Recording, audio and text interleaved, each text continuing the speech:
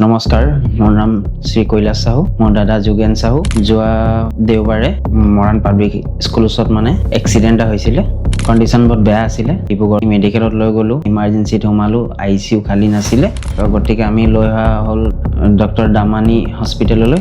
আনোতে অৱস্থা 20% চান্সেছ এনেকাই আছিলে আৰু বচা চান্সেছ তাততো হাতে দাঙি দিছিলে। প্ৰথম আমি য'ত নিলোঁ তাততো চিগনেচাৰে লৈ লৈছিলে কিবা হ'ব পাৰে পেচেণ্টক বুলিকে। তাৰপিছত আমি ইয়ালৈ আনিলোঁ। ইয়াত আমি বহুত ভাল পালোঁ। আমি বহুত ধুনীয়াকৈ ইয়াত ট্ৰিটমেণ্ট হ'ল, বাকী চব নিজে দেখিলোঁ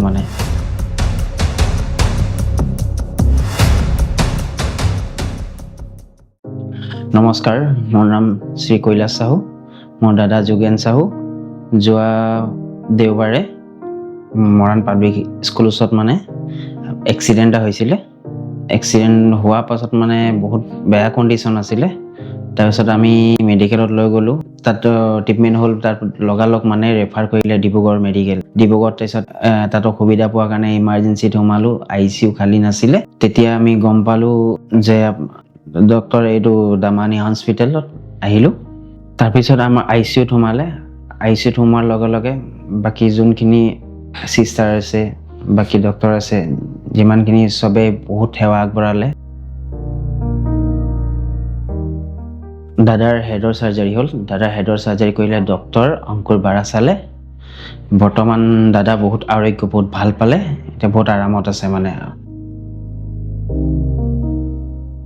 আনোতে অৱস্থা 20% চান্সেছ এনেকাই আছিলে আৰু বচা চান্সেছ তাততো হাতে দাঙি দিছিলে। প্ৰথম আমি য'ত নিলোঁ তাততো চিগনেচাৰে লৈ লৈছিলে কিবা হ'ব পাৰে পেচেণ্টক বুলিকে। তাৰপিছত আমি ইয়ালৈ আনিলোঁ। ইয়াত আমি বহুত ভাল পালোঁ। আমি বহুত ধুনীয়াকৈ ইয়াত ট্ৰিটমেণ্ট হ'ল, বাকী চব নিজে দেখিলোঁ মোৰ পৰিয়ালৰ তৰফৰ পৰা দামানী হস্পিটেলৰ ডক্টৰ, বাকী ষ্টাফ গোটেইখিনিক বহুত ধন্যবাদ জনাইছোঁ। বিশেষকৈ ডক্টৰ অংকুৰ বাৰা ছাৰক বহুত ধন্যবাদ জনাইছোঁ।